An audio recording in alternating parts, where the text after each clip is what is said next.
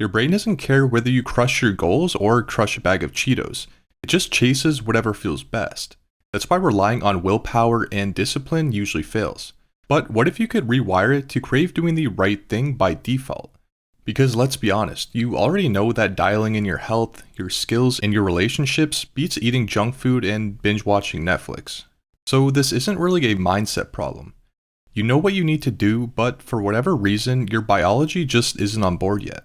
When your biology isn't calibrated properly, you can't help but feel the urge to play video games instead of learn something new in a book.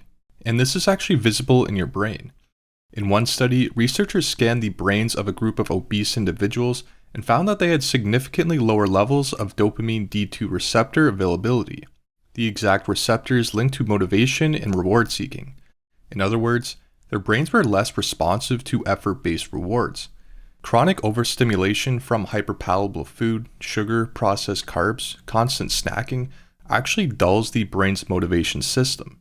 Now, it's probably already pretty obvious to you that constantly eating hyperpalatable food isn't great for your reward system. But it goes a lot deeper than that. See, food is the foundation of your survival instincts. It sits at the very base of Maslow's hierarchy for a reason. So when you flood that foundational layer with instant gratification, you don't just train your brain to crave junk. You train it to expect all rewards to feel like that. But here's the good news. You can recalibrate your system and you can do it fast.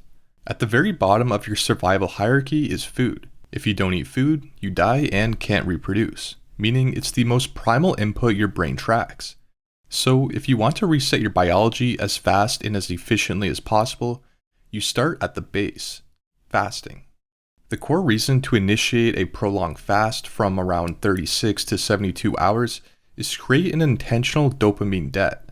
You're cutting off the lowest, most primal source of stimulation and forcing your brain to recalibrate.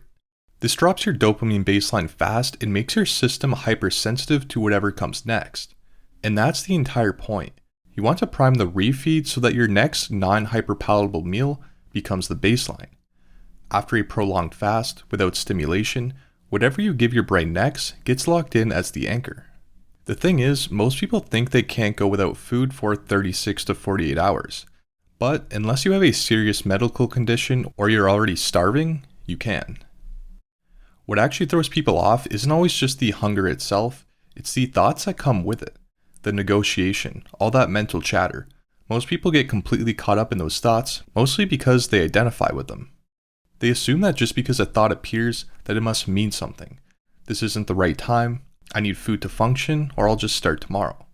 All of these thoughts are just appearances in consciousness. That's it. They don't need to be analyzed, resisted, or acted on. Your body is literally generating them to try to keep you safe. It's running on an old program. Avoid discomfort, seek stability, conserve energy. And your mind is the best salesman you'll ever run into. It knows your exact weak spots. It knows what lines you'll fall for. It knows how to pitch you just the right excuse that you'll say yes to. The one that you tell yourself feels logical, reasonable, and even responsible, when it's actually just a rationalization. But if you can see your thoughts for what they truly are, just appearances in consciousness, and don't act on them, you are able to unlock another level of clarity. Usually around the 36 to 48 hour mark, the noise in your head starts to fade, and once you hit that, the pull toward distraction drops off. There's no cravings or very little, no resistance. You no longer need to force discipline, and somehow it just becomes obvious what truly matters.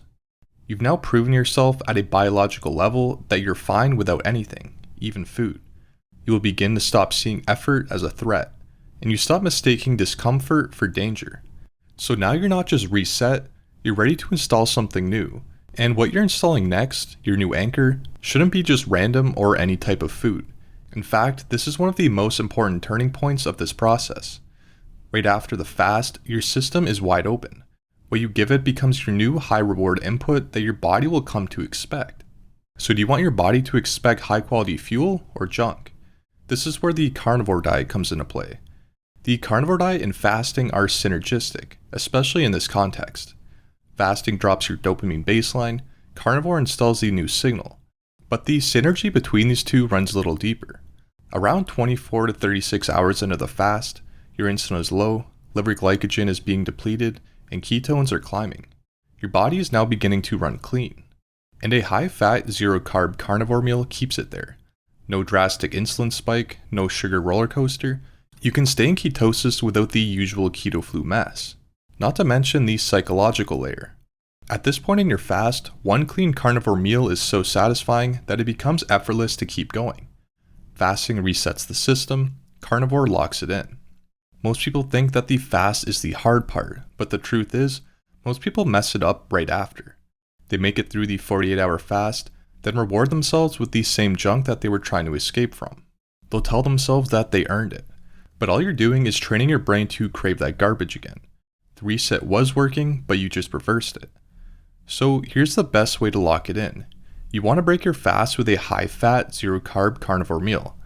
For example, I might eat about a pound of steak, 1 to 2 eggs with some tallow or butter, sea salt, and that's about it. I'll eat slowly and stop when I'm about 80% full. So at this point, you've reset the system and installed the right input.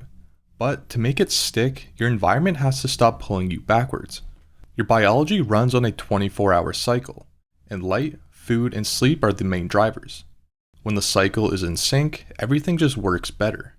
But when your rhythm is off, you can feel like you're doing everything right and still feel flat, foggy, or wired at the wrong times. This is what most people overlook. They chase the perfect input, but ignore the timing of those inputs. It's not only about what you eat or how you sleep, it's when. Your brain and body are constantly scanning for signal. Is it time to push or is it time to repair? When those signals are scrambled, too much light at night, random meal timing, or inconsistent sleep timing, your system doesn't get a clear message. But when you can lock in your circadian rhythm, you're not just running on pure effort and discipline anymore. You're synced with your biology and everything else feels easier. This is why resetting your biology is so important. You stop chasing motivation and discipline because these now just become your default. Fasting drops your baseline, carnivore locks in the reward, and dialing in your circadian rhythm reinforces the loop. So, like I said, your brain doesn't care what you do, it just chases whatever feels best. But now you know why and how to make the right things feel best. This recalibration process is exactly what I lay out in the Stoian protocol.